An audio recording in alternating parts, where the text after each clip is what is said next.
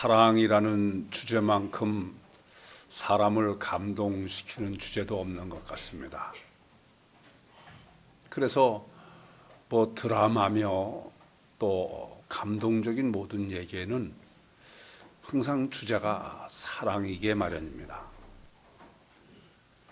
기독교를 사랑의 종교다, 그렇게 별명들을 붙입니다. 주님께서 우리를 사랑하셔서 그 십자가의 고통을 당하신 십자가의 사랑. 그래서 어느 종교보다 기독교는 늘 사랑을 주제로, 설교를 해도 어느 설교 하나 사랑이라는 주제에서 벗어난 분의 설교는 전 들어본 적이 없는 것 같아요. 목회도 늘 사랑을 주제로 그렇게 목회를 합니다. 뭐 교회 이름도 사랑의 교회라고 돼 있고, 전혀 그렇지 않은 것 같은 목회라는 분도 보면 결국은 주제는 사랑이더라고요. 바포로 대표되는 다일 공동체라는 것도 기독교라는 게 다른 거냐? 사랑을 실천하는 것이다. 이렇게 늘 주님은 사랑에만 초점을 맞춰서 해석하고 있는 것이 기독교입니다. 이런 분들에게 예수님께서 비유로 하신 잃어버린 양, 누가복음 15장 3절부터 7절은 충격적이 아닐 수가 없습니다.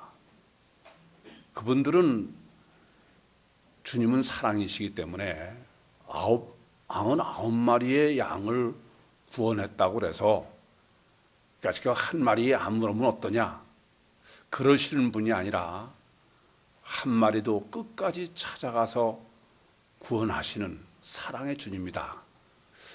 그렇게 해석하는 사람들에게 누가복음 15장에 주님이 비유로 하신 잃어버린 양의 비유는 전혀 그런 것이 아니다. 99마리는 광야에 죽으라고 버리고, 그리고 한 마리만을 찾아서 구원하시겠다는 것이 주님의 비유다. 그렇게 조목조목 본문으로 설명하면은 정말 충격들을 받더라고요. 사실 성경은 모순으로 꽉 차 있는 게 성경입니다. 한쪽에서는 오른쪽이 옳다고 써 있고 정반대로 왼쪽이 또 옳다고 써 있는 게 성경이에요. 둘이 전혀 양립할 수 없는 것을 병행적인 것처럼 기록하고 있는 게 성경입니다. 예수님께서도 원수를 사랑하라고 그러셨다. 그렇게 말씀하신 걸 모를 사람이 없어요. 그런데 원수를 사랑하라고 하신 주님이 화 있을진저, 그런 저주를 얼마나 많이 하셨는지 몰라요. 이게 양립할 수 있는 겁니까? 원수 사랑하라고 그러셨으면은 화 있을진저, 그렇게 저주해서는 안 되잖아요. 사랑해야지. 그렇지 않습니까? 주님은 마음이 온유하고 겸손하다고 하셨습니다. 근데 온유하고 겸손하시지만은 않더라고요. 야, 이 독사의 자식들아! 펄펄 뛰시는데요. 오늘 본문에도 사람을 개라고 그러시지 않습니까? 그게 어떻게 온유하고 겸손한 것입니까? 지난 단락에서도 성경에 이러한 양립할 수 없는, 대립되는 정반대적인 것을 기록하고 있는 것을 고르반과 부모 공경, 그 둘은 양쪽을 다 양립할 수가 없어요. 고르반을 지키려면 부모를 공경할 수 없고, 부모를 공경하려면 고르반을 위반해야 되고, 그게 성경의 기록입니다. 그렇기 때문에 성경의 통일성, 제가 늘 그렇게 말씀을 드립니다마는 성경을 통일성 있게 해석하지 못하면 그건 전혀 성경을 봐서는 안 되는 거예요, 원칙으로. 그 통일성의 핵심은 영적 정립에 있습니다. 그래서 제가 영성 세미나를 시작하면서도 아예 첫 마디가 영성 세미나가 뭐냐? 그건 기독 신앙의 본질적 요소를 체계적으로 정립하는 것이다. 그러니까 단편적이고 부분적으로 봐서는 전혀 모순이기 때문에 목회도 할 수 없고 신앙생활도 할 수 없는 것입니다. 근데 그것이 모순이 안 된 통일된 복음이요 신학으로 보이려면은 영성 정립이 절대다른 것입니다. 영성 정립이란 뭐 우리가 흔히 말하기 쉬운 코끼리 다리가 아니고 코끼리 몸통을 보려면은 영성 정립이 안 해가지고는 절대로 불가능하다 그런 말씀입니다. 이런 통일성에 대한 영적 정립이 안 돼 있으니까 정반대의 개념을 한쪽만 붙들고 늘어져서 그게 마치 신화인 것처럼 그 가장 대표적인 예가 예정론이라는 것과 알미누스라는 의지론입니다. 이 둘은 신학적으로 절대로 양립할 수가 없어요. 예정론이 맞으면 알미누스는 의지론은 그건 절대 안 되는 거고 의지론이 맞으면 예정론은 그건 절대 안 되는 겁니다. 그런데 성경에는 예정론으로 볼 수 있는 요소도 의지론으로 볼 수 있는 요소도 다 써 있어요. 그런데 뭐 한쪽만 붙들고선 그게 신학이라고 그러는 것입니다. 그건 신학이 아닙니다. 한쪽만 붙들고 확신을 가지고 있는 거예요. 이 참 큰일 날 문제죠. 성경을 모순 없이 정확하게 해석하고 볼 수 있으려면은 영성 정립이 안 돼가지고는 절대 불가능하다는 점을 항상 잊지 마세요. 그래서 이 신앙 지도에 있어서 참 어려운 점이 있습니다. 맨 처음에 그 신앙 생활을 시작하면은 의문이 너무 많아요. 질문이 너무 많습니다. 이게 저는 잠깐은 질문을 받아주지만 조금 지나면 아예 질문을 받지 않습니다. 그건 설명해줘 봐야 혼란만 가중시키는 거예요. 그래서 영성 세미나 때도 의문이고 질문이 있습니까? 기다리시오. 세미나 치료가 다 끝난 다음에 질문하라고 해요. 한쪽 붙들고 다른 쪽 안 맞다고 그건 설명을 어떻게 다 합니까? 이게 체계적으로 정립하는 수밖에 없는 거예요. 마가복음은 그 점에서 대단히 중요한 책입니다. 마가복음은 10장 전체가 딱 단일 주제로 되어 있어요. 하나로. 그런 성경책이 없습니다. 그래서 그 통일성의 단일 주제의 원칙으로 마가복음은 볼 수밖에 없도록 그렇게 써 있는 것이 마가복음이기 때문에 마가복음은 어떤 측면에서 해석하기가 가장 쉬운 반면에 다른 측면으로 그런 그 정립이 안 된 입장에서 보면은 가장 어려운 것이 마가복음의 해석일 수 있습니다. 마가복음의 구조는 아예 마가복음 1장 1절이 예수 그리스도의 복음의 시작. 이 마가복음의 아예 제목이에요. 그게 무슨 말씀이냐면 마가복음 16장 전체는 예수 그리스도의 복음. 그 점에 딱 초점을 맞춰서만 봐라 그런 말씀이죠. 이렇게 제목으로 전체 제목으로 예수 그리스도의 복음이다. 그런 다음에 10장 전체가 매 단락마다 전부 카이로 연결되는 거예요. 영어로 엔드. 그 말은 전체 하나죠. 단일 주제다 이겁니다.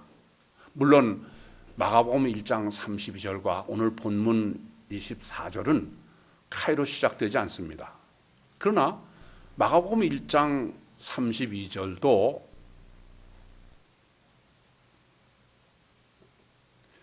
카이로 시작되진 않지만은 날이 저물매, 그러니까 바로 압달락과 연계할 수밖에 없도록 오늘 본문도 거기를 떠나다. 그래서 압달락과 연계될 수밖에 없도록. 그러니까 이렇게 두 군데를 빼놓으면 전부 카이로 연결되어 있으니까 요 둘만 지금처럼 올바로 해석하시면은 마가복음 전체는 정확하게 단일 주제다. 그렇게 보셔야만 되고 그렇게 쓰여 있습니다. 그러면 당연히 예수 그리스도의 복음이 무엇이냐부터 시작한 것이 마가복음이죠. 마가복음의 1장 14절과 15절에 보면은 예수 그리스도의 복음은 다른 게 아니라 하나님의 복음이라는 거예요. 그러니까 예수 그리스도의 복음과 하나님의 복음은 같다, 그런 말씀입니다. 그런데 하나님의 복음이 그건 뭐냐? 하나님의 복음은 하나님 나라가 가까웠으니, 하나님 나라와의 하나님의 임재와 통치의 거리의 문제예요. 첫째는. 그런데 그 가까운 하나님의 나라를 위해서 해야 될 것은 복음 안에서 해결하고 복음 안에서 믿어야 된다. 그것이 지금까지 유대인들이 메시아를 기다리고 있으면서 서기관들이나 종교 지도자들이 가르쳐준 종교적 요소가 전혀 없는 거예요. 지금까지는 유대 랍비들이 너희들 죄를 회개하라, 이웃 사랑해라, 이런 종교적인 것이 메시아를 기다리고 하나님 나라를 기다리는 준비될 자세로 가르쳐 왔는데 주님은 전혀 그렇게 가르치지 않는 거예요. 그래서 주님의 교훈을 듣던 유대인들이 저 사람이 메시아 같긴 한데 영 서기관하고 가르치는 게 다른 거 보니까 사이비가 아닐까, 권세 있는 자와 같다, 그 말이 그런 얘기죠. 그래서 예수님이 메시아이시고 그 또 예수님의 복음과 신학이 성경적으로 실제적으로 옳다는 정당성을 마가복음 1장 20절부터 21절부터 28절에 보면 귀신을 내쫓으심으로써 실제적 증거를 하십니다. 그래서 회당에 있던 사람들이 저 사람이 사이비 메시아가 아니냐 그러던 사람이 권세 있는 새 교훈이다. 그러니까 마가복음 전체의 구조는 이렇게 주님께서 예수 그리스도 주님의 복음과 신학을 논리적으로 정립하시고서 그것을 마귀는 오히려 동역자라고 그랬습니다.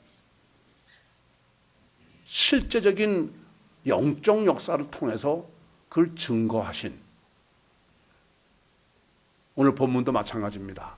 오늘 본문이 에케이테 앞에 거기서 떠나시는 것, 앞과 지금 연계해서 기록한 게 본문이다 그렇게 말씀드렸는데 그 앞단락이 뭐냐면 1절부터 23절에 유대 랍비들이나 서기관들이나 바리새인들은 종교적인 게 문제가 되는 거예요. 죄가 문제가 되고 죄 사함의 정결이 문제가 되고, 그런 유대인들에게 예수님께서 왜 정결하는 게 중요하냐? 정결하려고 하는 것은 하나님을 섬기려는 게 아니냐? 하나님과의 관계의 문제가 아니냐? 그러면 하나님은 영이시니까 하나님과의 관계의 문제는 육신의 죄냐 아니냐, 정결하냐가 문제가 아니고 마음이 문제가 아니냐. 아무리 너희가 종교적으로 선하고 의롭다 하더라도 너희 마음이 하나님부터 멀어서는 무슨 그게 하나님을 섬기는 것이냐, 하나님과 교제를 하는 것이냐. 그래서 하나님께는 행위의 문제가 아니라 마음의 문제다. 근데 그 마음은 행위를 아무리 선하게 한다고 해서 마음이 바뀌는 게 아니다. 아무리 더러운 걸 먹는다고 해서 그게 우리 마음에 들어가는 건 아니야. 그건 육은 육이고 마음은 마음 자체에 하나님이 성령으로 오셔서 역사하셔야만 가능하다. 그런 예수 그리스도의 복음과 신학을 논리적으로 정립하신 것이 압달락입니다. 그리고 오늘 지금 거기를 떠나시는 거예요. 이것은 아까도 말씀드린 연계하면서도 구별하는 거예요. 지금 구별해서 본문은 뭘 하시는 거냐면 앞에 이와 같이 논리적이요, 신학적이요, 성경적으로 정립해 주신 주님의 복음의 실제성을 귀신을 쫓으시는 것으로 입증하시는 것입니다. 그래서 지금 더러운 귀신 들렸다. 이것도 그 귀신으로 번역했지만 원문상에는 아카다르토스 푸뉴마입니다. 영입니다. 그 다음은 전부 다이모니아, 귀신이죠. 이것이 지금 본문을 해야 되는 전제들이에요. 그래서 이제 예수님께서 거기서 떠나시는데 항상 서론이 중요하다 그렇게 말씀드렸는데 본문은 가히 그 서론이 본문 전체를 해석하는데 아주 절대적인 게 24절입니다. 24절에 예수께서 일어나사 거기를 떠나사 그랬습니다. 그냥 떠나시는 게 아니라 일어나서 떠났다는 거예요. 가장 자연스럽게 보이시죠? 그러나 일어나사가 문제가 되는 단어입니다. 이건 사실 엄밀하게 말하면은 일어나셨다기보다는 다른 사람에 의해서 일으켜져서 이런 의미예요. 왜냐하면은 이 단어는 아나타시스라는 단어예요. 이 아나스타스라는 단어는 부활이라는 단어입니다. 이게 원래. 그러니까 부활이라는 단어는 전부 이 아나스타스예요. 그러니까 부활은 자기가 일어난 게 아니고 하나님에 의해서 일으켜 세워진 이런 의미죠. 그러니까 지금 본문에서 예수님께서 아나스타스 일어나셨다라고 번역된 것은 실제 내용은 이렇습니다. 예수님이 부활을 늘 성경이 어떻게 기록합니까? 죽은 자들 가운데에서 일어나셨다 그러지 않습니까? 그 말씀을 지금 하시는 거예요, 그대로.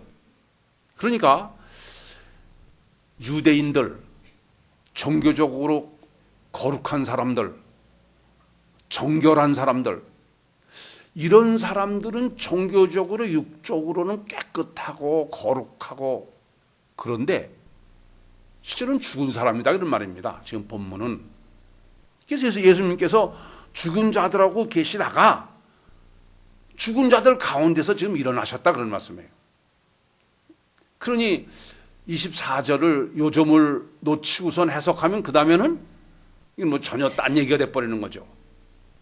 주석을 봐도 이 점을 전혀 영적으로 볼 수 없으니까 해석이 뭐 해석이라고 할 수도 없어요. 전혀 다 다른 얘기를 하고 있습니다. 그러니까 이런 말씀이 되는 거예요. 예수님께서 잃어버린 양의 비유를 하실 때 99마리의 양은 어떤 양이에요? 의로운 양입니다. 그러니까 정결하고 도덕적으로 의롭고 그런 거예요. 그런데 실제로는 어떤 양이라고요? 죽은 양들의 죽은 양. 그러니까 예수님께서는 지금 99마리의 죽은 양들, 서기관이요, 바리새인이요, 유대인들, 거기서 주님만 살아서 일어나셨다 그런 말이 된다 그런 말씀입니다. 그래서 이제 죽은 자 가운데서 주님이 일어나셔가지고 어딜 가시냐면 두로 지경을 가신 거예요. 두로 지경이라는 것은 앞단락에서 예루살렘에서 왔다. 그와는 정반대죠. 이방 지역입니다. 그뿐이 아니죠.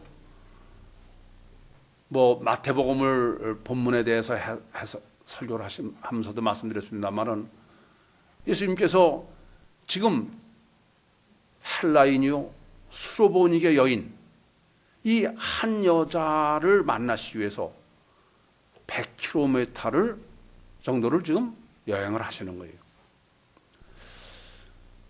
그러니까 무슨 말씀이 되냐면은 성경 기록 원리입니다. 성경은 육적 기준으로 기록되어 있다고 그랬죠. 창세기 3장 7절에 눈이 밝다 그러면 그건 무슨 소리예요? 육적 눈이 밝다에 그냥. 그런데 영적 눈이 밝은 건 뭐라고 기록한다고요? 육적 눈이 어둡다고 기록하는 거예요. 그러니까 육적으로 정결한 유대인들이 죽은 사람이다. 그러니까 육적이요 종교적으로 부정한 코이노스 이 여자는 그런 무슨 의미예요? 산 사람이라는 게 산 사람. 성경 기록 원리로는 지금 이런 말씀입니다. 예수님께서는 육적이요 종교적으로는 정결하고 깨끗하고 거룩한 그러나 죽은 사람들 99마리 양 그거는 죽었으니까 버리고 그리고 육적으로는 죽은 사람을 기록하는 것은 실제로는 살았다는 얘기죠. 이 사람들 반대니까. 그 산 한 마리에 이른 양 그걸 찾으셔서 지금 100km 이상을 여행하신다. 그게 지금 본문입니다. 여러분 여쭤보겠습니다. 여러분 같으면은 죽어있는 99마리 양하고 늘 있겠습니까? 살아있는 한 마리 양을 구원으로 찾아가시겠습니까? 그렇지 않습니까? 예수님께서 99마리를 버려두시고 그 어차피 죽은 거니까 그리고 산 한 마리 양을 찾아서 그 한 마리를 찾아서 가셨다는 것은 당연지사지 그건 충격받을 얘기가 전혀 아니에요. 여러분도 마찬가지고 저도 마찬가지입니다. 저는 정말 이 말씀은 진리로 저는 믿어요.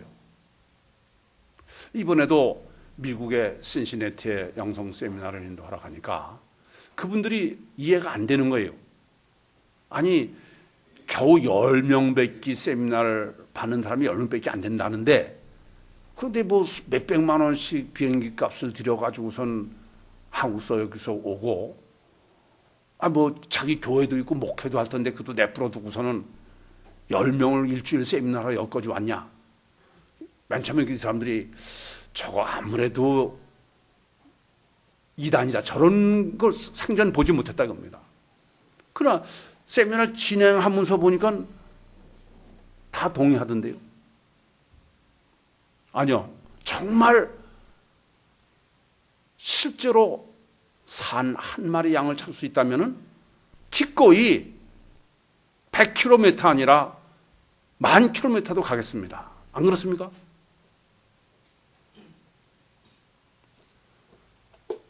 전혀 잃어버린 양의 비유가 충격받을 얘기 아니에요. 당연지사지.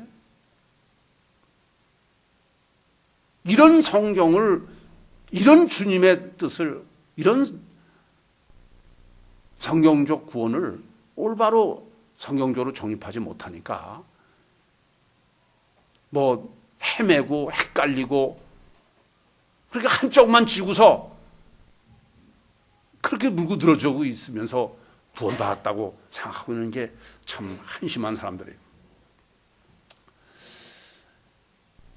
이 여인이 어떤 여인이냐? 이제 주님은, 우선 이 주님은 24절에 아나스타스, 부활하신 주님이다. 그런 말의 의미는 23절, 그 전까지는 의미가 예수님이 어떤 분이냐면은 신인 메시아예요. 근데 지금 본문에서는 신 메시아 아니라 누구예요?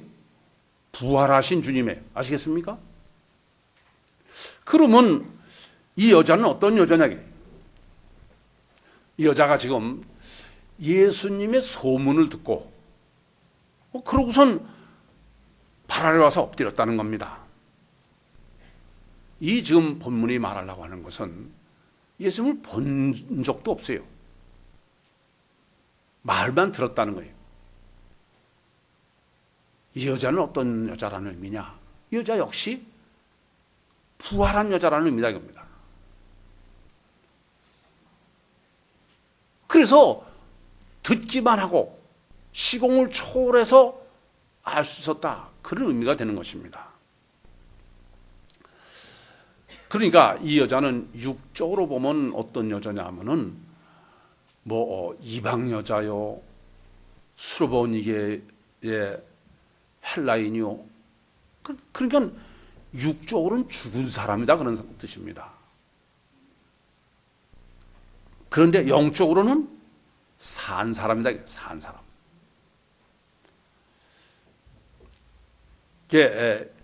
이런 그 여자와의 주님과의 지금 이 대화 속에서 참 이 본문은 강조법이라고만 해석하기에는 너무 아주 극단적이에요.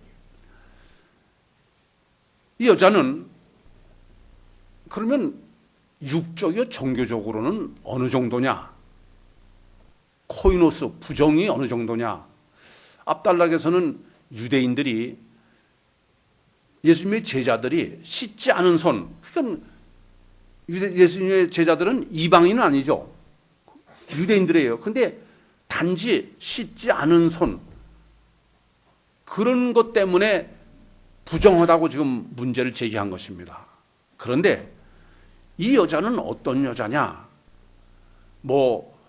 헬라인이요, 수르보니게 여인이요, 이런 정도가 아니라 이 여자를 뭐라고 그러냐면 주님이 개라는 거예요, 개.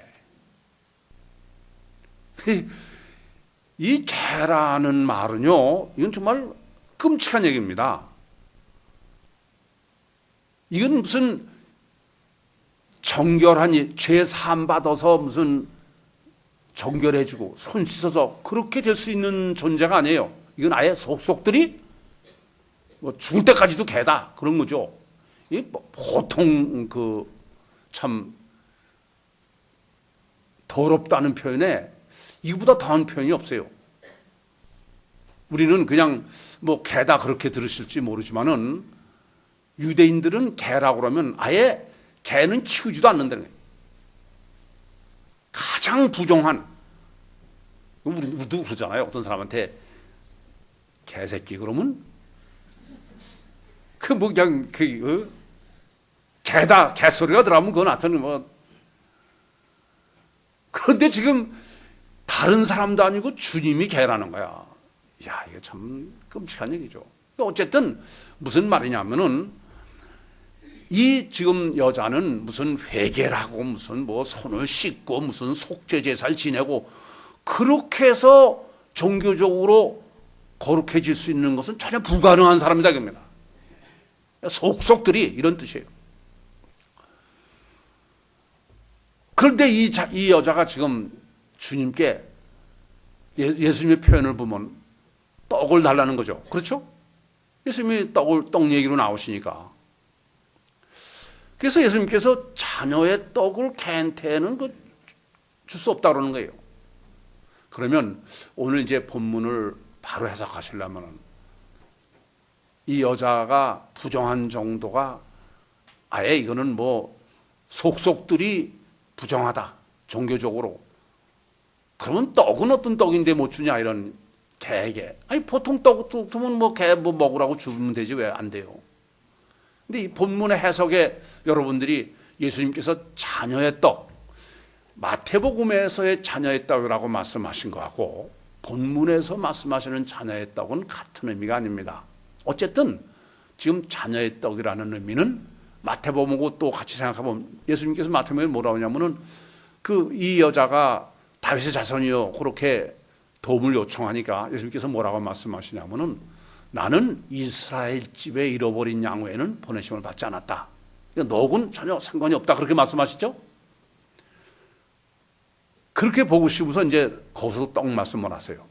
본문에서는 그러면 자녀의 떡은 어떤 떡이냐? 보통 떡이란 얘기 아니죠. 보통 떡 같으면 개한테 왜 못 줘요? 혹시 이것이 유대인들이 왜 정결 음식에서 코셰라고 그러죠? 그런 의미가 아닙니다. 예수님이 자녀의 떡이라는 것은 이스라엘의 떡이라는 거예요. 그건 이스라엘 사람만 먹을 수 있는 떡이다, 그런 말이 되는 겁니다. 그리고 이스라엘 사람만 먹는 떡이라는 건 무슨 의미입니까? 거룩한 떡이라는 거지 무슨 그냥 떡이라는 게 아니에요. 거룩한 떡은 어떤 게 거룩한 떡입니까? 무교병이죠. 무교병. 더 나가서 지금 예수님이 개한테 줄 수 없는 떡이라는 것은 진설병이에요. 진설병. 하나님의 떡이다 이겁니다. 그건 절대로 개한테는 줄 수 없어요.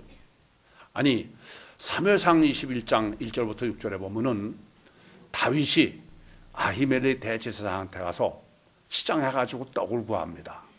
그때 대제사장이 이렇게 말을 합니다. 항용 먹는 떡은 없다. 그냥 항용 떡이 있으면은 그것은 네가 부정하거나 부정하지 않고 상관없죠. 그냥 주면 되는 거야. 그 떡은 개도 주면 돼요. 그렇지 않습니까? 그런데 지금 제사장한테 있는 떡은 무슨 떡만 있냐면은 진설병밖에 없다 이겁니다. 이 진설병은 부정한 사람은 먹을 수가 없어. 그랬더니 다윗이 제가 지금 보통 길을 떠난 사람이 아닙니다. 자기는 정하다는 거야. 사흘 이상을 여자를 가까이 안 했습니다. 그렇게 말하지 않습니까? 그 떡이다 그런 말씀이에요. 그러니까 지금 주님께서 자녀의 떡이지 개한테는 줄 수 없다는 떡이라는 말씀은 이건 성전 안에서 제사장만 먹을 수 있는 떡이야. 그러니까 이것을 제사장이 아닌 부정한 다른 사람이 먹으면 이거는 죽는 거예요. 그러니까 다른 떡하고 이게 뭐가 전혀 다르냐면 다른 떡은 먹으면 살고 안 먹으면 굶어 죽는 거야. 근데 이 떡은 그 떡이 아니, 그런 떡이 아니에요. 먹으면 살고 먹는 거로 사는 것과 죽는 게 결정되는 거예요. 둘 다. 생사 걸리는 떡이다 이런 얘기입니다. 그것이 무슨 이유 때문에? 종교적 이유 때문에. 영양가가 아니고. 이해가 되십니까? 그러니까 지금 주님께서 줄 수 없는 떡, 이 거룩한 떡은 생사가 먹는 것으로 먹고 사느냐, 먹고 죽느냐지. 그러니까 한쪽은 먹으면 생명이고 한쪽은 먹으면 사약이다 그런 말이에요. 이 말씀의 의미는 뭐냐면은 지금 이 떡으로 정립해 주시려고 하는 것은 구원이냐 멸망이냐는 구원론이지 육적 생명을 사느냐 죽느냐의 문제가 아니다 그런 말씀입니다. 여기까지 정립이 어려운 거야. 그러니 이러한 거룩한 하나님의 떡 진설병을 뭐 속죄제사를 지내지 않으면 뭐 별짓 다 해도 정할 수 없는 개에게 그건 줄 수 없는 거죠. 그렇지 않습니까? 그건 절대 불가능하다 이겁니다.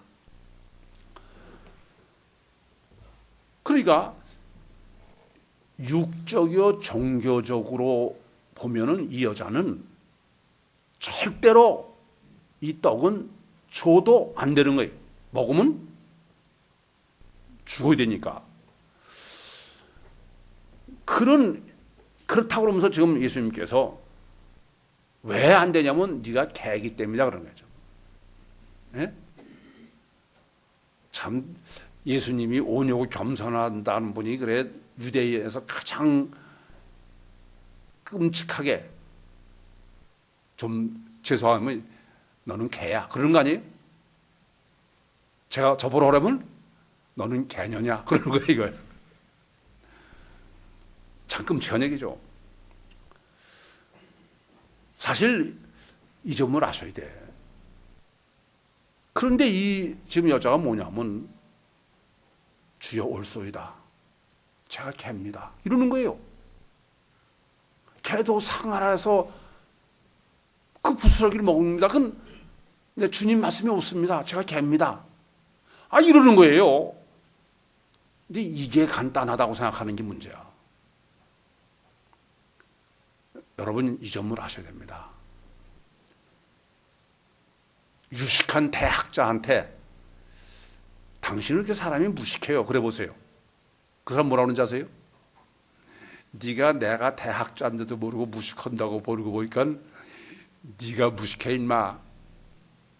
속으로 그러시면서 그래? 내가 무식해. 그래 넘어갈 수 있어요.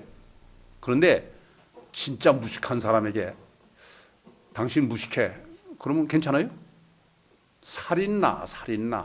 에? 그럼 이렇게 되는 거야. 아니 내가 아닌 걸 아니다 그래서 무식하면 무식한데 왜 그래? 아니요. 인간은 그렇잖아. 이게 심각한 문제야.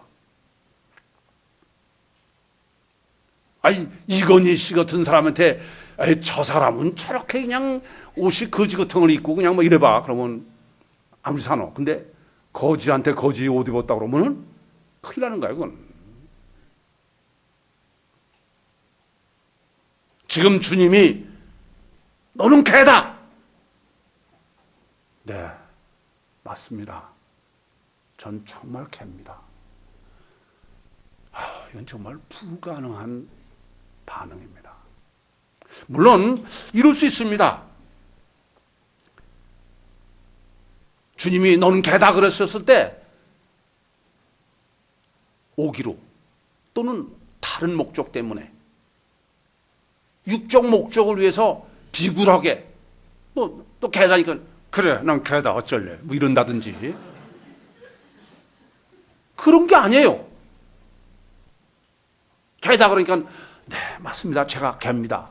근데 왜 그러는지 아세요? 육적 목적으로 비굴하게.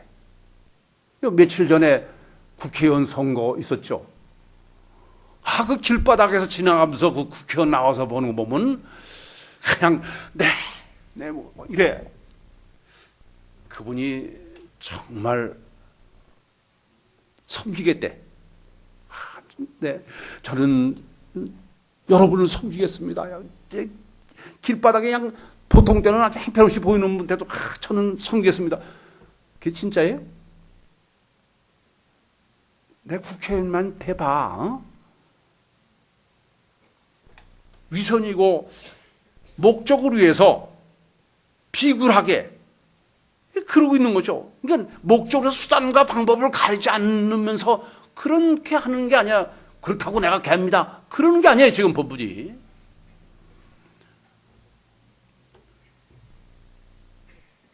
예수님께서 내가 이 말을 하였으니 이 말씀은 우리가 성경을 해석할 때 이렇게 말씀드렸습니다.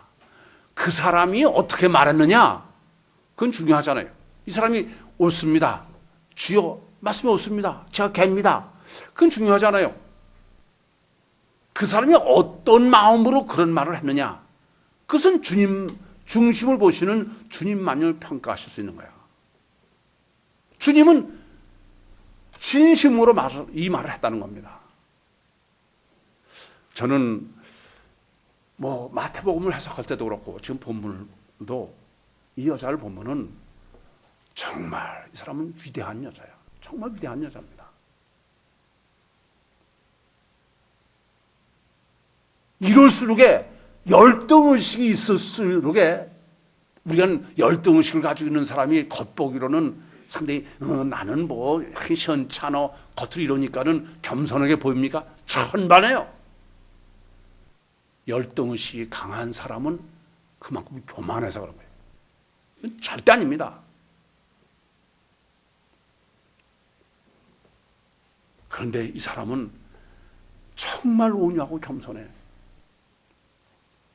참 이런 점을 모르고 목회를 하거나 인간관계를 한다는 게 참 고통스럽기도 하고 어렵기도 해요. 저는 그 유대인들이나 회교도인 아랍인들에 대한 게 조금 저는 생각이 틀립니다. 제가 예수 믿기 전에 비즈니스를 할 때 늘 유대인들을 상대로 했어야 되고 또 그 아랍 사람들을 상대로 하는데 그 사람들 상대 보면 보통 교만하지 않아요. 뭐 참 철저하게 자기중심이고 그리고 뭐 아주 무시하는 데는 뭐 더 말할 수 없습니다. 그런데 유대인들이 가사 성년식 할 때 가서 유대인들이 모인데 가보면은 이건 전부 천사들만 모여서 아주 기절할 노릇이에요. 그래서 저는 그 성경을 보면서도 주님이 유대인들을 놓고 펄펄 뛰시는 게 아주 100번 이해가 됩니다. 우리는 신앙적으로도 이 점은 참 깊이 고민해야 돼요.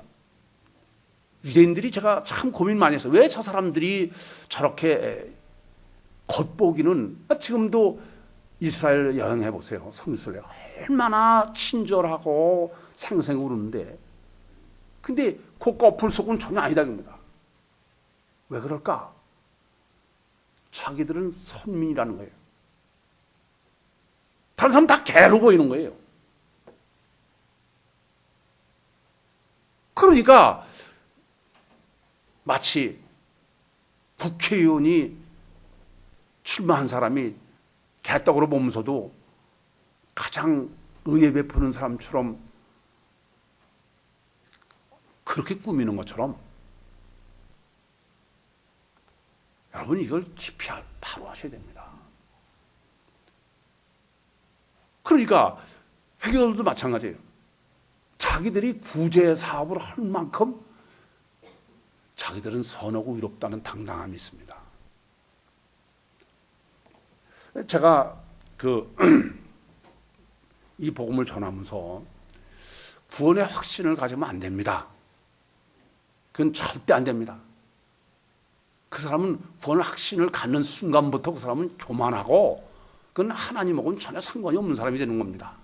예수님께서 아무든지 나를 따르든 자기를 부인하고 자기 십자가를 지고 날 쫓으라고 하는데 그건 절대 안 됩니다. 그런 말씀 드리면은 그에 대해서 아마 여기 지금 앉아 계신 분 중에도 참 말 같지 않은 소리를 한다. 그런 분이 있을 거예요. 그러나 이 점을 아셔야 돼요. 우리 교회는 마침 구원파에서 오신 분들이 꽤 있어서 잘 아실 것입니다. 그분들 모이면은 그렇게 오냐고 겸손할 수가 없어. 다 그냥 생근생으로 웃으면서.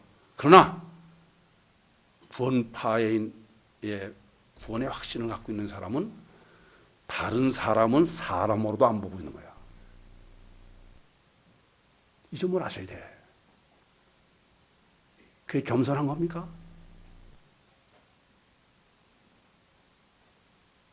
유대인이 선민 사상 때문에 교만했듯이 구원의 확신을 가진 사람은 제가 지금까지 여러 가지 측면으로 확인해 봐서 구원의 확신 가진 사람, 겸손한 사람은 한 사람도 못 봤어요.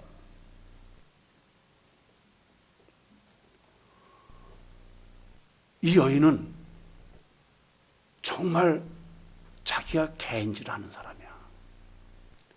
자기가 개인지를 모르는 사람은 절대로 의인으로 아는 사람은 겸손할 수 없어요. 이 점을 정말 바로 하셔야 됩니다. 내가 말로 저는 죄인으로서이다 그런다고 내가 진짜 죄인으로 자인하는 것이냐 하는 점은 실제는 많은 차이가 있다는 걸 아셔야 되겠습니다. 이 여자는 종교적으로 육적으로는 개지만 아나스타스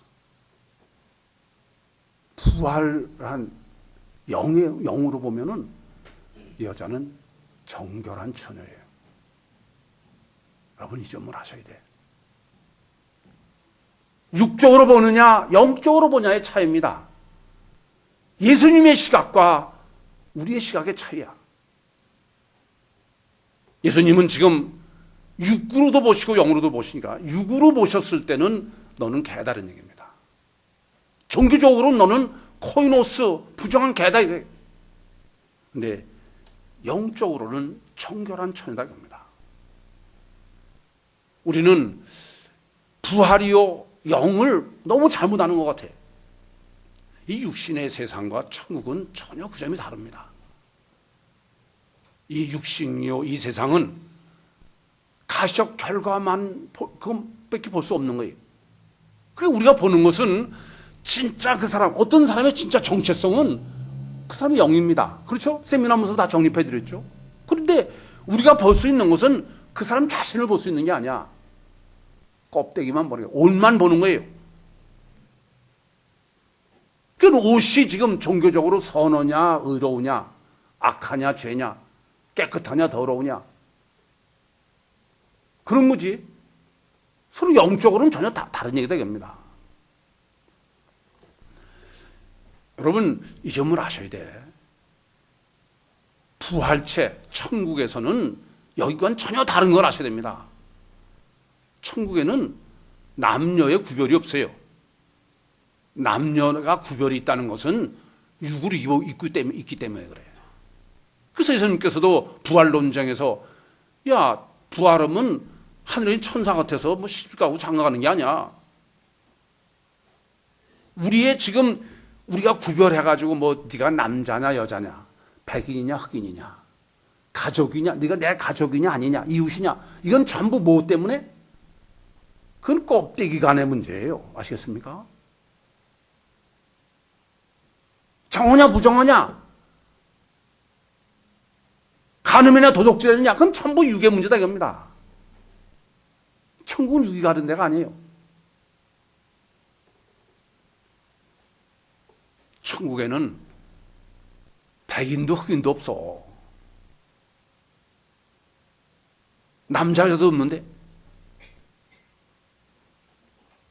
그러니까 뭐 여기서 무슨 네가 우리나라니 무슨 다른 민족이니 무슨 흑인이 백인이 너무 한심한 무슨 뭐 여자는 목사 되면 안 된다 그런 미친 사람들 있잖아.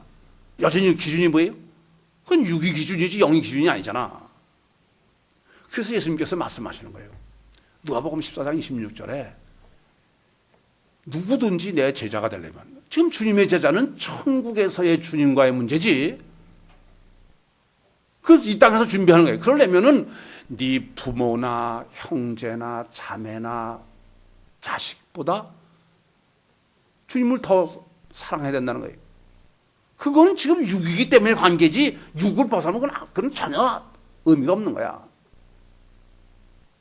그래서 지난번에도 말씀드렸죠. 우리 신앙이란 뭐냐면 우리는 지금 육체 우선이고 인간관계를 위해서 살 수밖에 없어. 그러나 어떻게 하면은 하나님과 영적 사람으로 살까? 그걸 고민하면서 그쪽으로 자꾸 옮겨가는 것이지, 육적 삶을고 육을 위해서 사는 사람이 그리스도인이 아니에요. 이 점을 정말 바로 아셔야 되겠습니다. 그래서 예수님께서는 지금 이 육적으로 보면은, 종교적으로 보면은 개예요. 뭐 속속들이 종교적으로는 정해줄 수가 없고 거룩한 떡을 먹을 수가 없어. 그런데 영적으로 보면 누구라고요? 청결한 처녀야. 그건 아무 상관이 없다 겁니다. 그래서 주님께서 지금 떡을 주시는 거예요. 주님이 주신 떡이 뭘까요? 이 떡도 육적 떡이 아니죠. 예수님께서 지금 빵을 띄워주셨습니까? 영적 떡이야, 영적 떡. 지금 본문은 예수님께서 성찬식을 기가 막히게 설명하고 계신 거예요.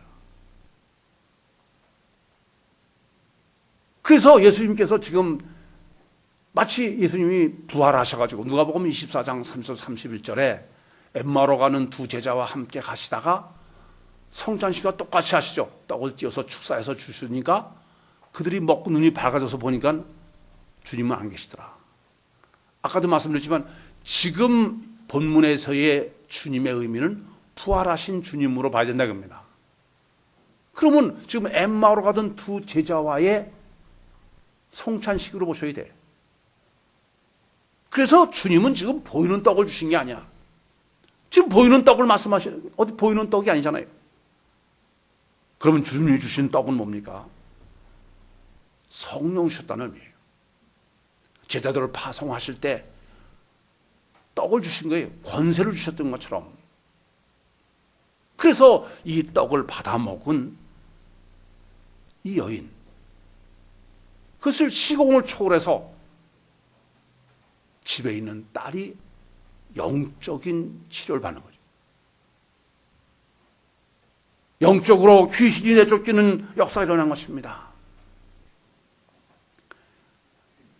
주님은 지금 24절에 아무한테도 알리지 않으려고 어느 한 집에 들어가서 숨으셨어. 근데 숨길 수 있어요, 없어요? 숨길 수가 없다는 거예요. 왜요? 영은 육적으로 억제될 수 있는 능력을 가진 그런 정도가 아니야. 영적 떡만 먹으면은 육적으로 무슨 내가 훈련하고 제자 훈련해서 예수를 닮아가고 그런 거 아닙니다. 억제 불가능한 거야. 이 점을 잊지 마셔야 돼. 주님이 주시는 떡. 요한복음 6장에 예수님께서 내 살을 먹고 내 피를 마셔야 된다. 내가 하늘로서 내려온 산 떡이다. 그래서 지금 이 개인 여자, 육적으로는 개인 여자, 영적으로는 정결한 처녀의 영적 부활 떡인 아나스타스 떡인 성령을 주시는 것으로 말씀하고 있는 것입니다. 본문은 이 점을 명확하게 하고 있음을 잊지 마셔야 됩니다. 어느 누구든지 영적 떡을 먹으려면 육체를 부인하지 않으면 안 돼요. 이 여인은 주여 올소이다. 이것은 항상 자기를 의심하고 항상 자기를 부인하기 때문에 심령 속에서부터의 자기 고백이지. 야고보서 3장 1절부터 10절처럼 말은 영의 열매고 결과예요. 참 저는 본문을 볼 적마다 참 위대한 여자입니다. 여러분 정말 자기를 부인합니까? 부인하고 있습니까? 이 여자는 지금 여러분 저하고는 달라. 우리는 그러잖아요. 누가 얘기를 하면은 거기다가 꼭 토를 달아. 목사님 말이 맞는데요. 그런데 그럼 꼭 토를 달아. 참 영성 세미나를 인도하면서도 아니 영적으로 이렇게 정립해주고 그냥 그대로 받아들이면 되는데 끝까지 참고 받으래도 자꾸 토를 달다가 삼천포를 꺼지는 거야. 여러분은 다른 사람하고 대화하는 가운데 항상 다른 사람의 말을 듣습니까? 아니면 저처럼 누가 말만 하면 거기다가 내가 토를 좀 달아야 마음이 편합니까? 다른 사람 말에 꼭 토를 달아야 되는 사람, 그 사람은 절대로 겸손한 사람이 아닙니다. 섬가마를 물로 끓어라. 주여 올소이다. 아무 토를 달지 않는 자기 부인. 이러한 온유와 겸손, 이것은 늘 자기 심령에 고민하지 않는 사람은 전혀 가능하지 않습니다. 본문은 사실 의미가 이렇습니다. 누가복음 5장 8절에 보면 베드로가 예수님을 향해서 주여 나를 떠나소서 나는 죄인으로소이다. 이 여자는 자기 심령 속이 정말 개인 것을 늘 탄식하는 그런 사람의 육적 모습이라는 걸 잊지 마세요. 주님의 주시는 영생의 떡, 주님의 주시는 권능의 떡, 그 성령의 떡은 육체를 부인하지 않는 심령, 자기를 의심하지 않는 심령, 자기의 심령에 고민하지 않는 심령, 그곳에는 줄 수가 없는 떡이에요. 간절히 바라기는 정말 늘 자기 심령만 고민하셔서 이 여인처럼 내가 정말 계임을 자각하심으로, 내 심령이 계임을 자각하심으로 언제든지 주님의 음성에 주여 올소이다, 그렇게 자기를 부인하고 주님의 주시는 성령의 떡을 받아 먹어서 이 땅에서도 주님 자신의 권세로, 또 천국에서도 주님으로 말미암아 승리하는 여러분과 제가 되기를 간절히 소원합니다. 기도하시겠습니다. 살아계신 아버지 하나님, 은혜와 사랑을 감사합니다. 정말 심령은 보지 못하고 외모만 보느라고 주님을 멀리했던 저희들에게 저 수르보니게 여인이 되게 하셔서 이제는 외모를 보지 아니하고 주님처럼 심령만 보는 사람이 되어서 심령 속에 주님의 떡을 먹을 수 있는 사람이 되게 하여 주시옵소서. 예수님의 이름으로 기도하옵나이다. 아멘.